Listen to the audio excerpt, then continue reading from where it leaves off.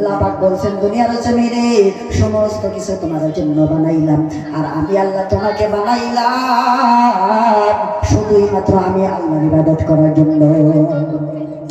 আল্লাহ পাক দুনিয়া বানাইলেন, আল্লাহ পাক আসমান বানাইলেন কুন ফায়াকুন বইলা, আল্লাহ পাক জমিনও বানাইলেন কুন ফায়াকুন বইলা, আল্লাহ পাক সাগর বানাইলেন কুন ফায়াকুন বইলা, আল্লাহ পাক পাহাড় বানাইলেন কুন ফায়াকুন বইলা। রে বান্দা, আল্লাহ আপনাকে আমাকে কুন ফায়াকুন বইলা বানাই নাই, আমার আল্লাহ আপনাকে আমাকে বানিয়েছে খালাকতু বিয়াদাইয়া। আল্লাহ পাক বলছেন ও আমার মুহাব্বতের বান্দা, আমি তোমাদেরকে কুন ফায়াকুন বইলা বানাই নাই, আমি আল্লাহ তোমাদেরকে বানাইছে খালাকতু বিয়াদাইয়া। আমি আল্লাহ তোমাদেরকে বানাইলাম, আমি আল্লাহর নিজের কুদরতি হাত দিয়া। সবাই বলুন সুবহানাল্লাহ। আল্লাহ পাক এই দুনিয়ার সমস্ত কিছু বানাইলেন কুন ফায়াকুন বইলা। হয়ে যা যখন হয়ে গেল, পাহাড়কে বললেন পাহাড় হয়ে যা, পাহাড় হয়ে গেল। আল্লাহ পাক আমাকে আপনাকে বানাইছে একটা মানুষকে বানানোর জন্য। আল্লাহ পাক এই গোটা দুনিয়াকে, গোটা গ্যালাক্সিকে বানিয়েছে মাত্র কয়দিন? 6 দিনের ভিতরে বানাইছে। 6 দিনের মধ্যে পুরা দুনিয়াটা আমাদের সামনে আসছে। কিন্তু ভাইজান দাদা যান, আমাকে আপনাকে বানাইতে আল্লাহ পাক 10 মাস 10 দিন সময় নিয়েছে। সবাই বলুন না সুবহানাল্লাহ। ভুল বললাম কি? আমি যে কথাটা বললাম এটা ভুল বললাম? একটা মানুষ তো 10 মাস 10 দিন পরেই তো দুনিয়ার জমিনে আসে। কথা বলেন ঠিক না ঠিক?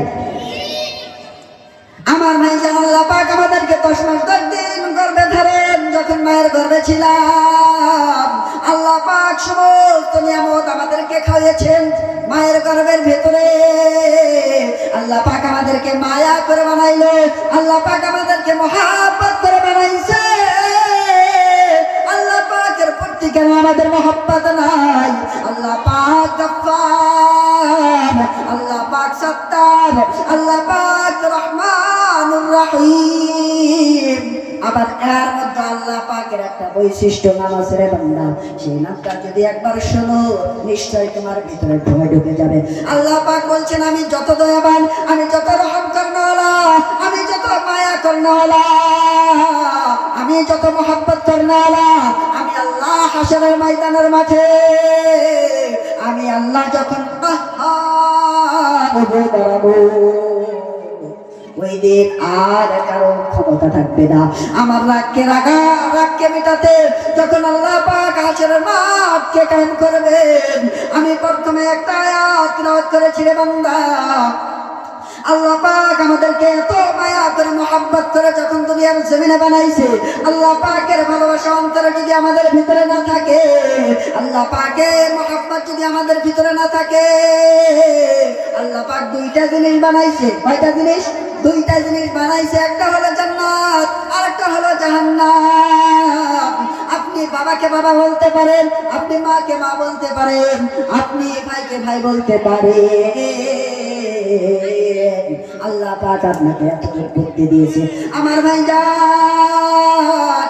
আল্লাহ পাক বলেছেন আমি দুনিয়ার জমিনের মধ্যে মানুষের জন্য 2টা জিনিস বানাইলাম।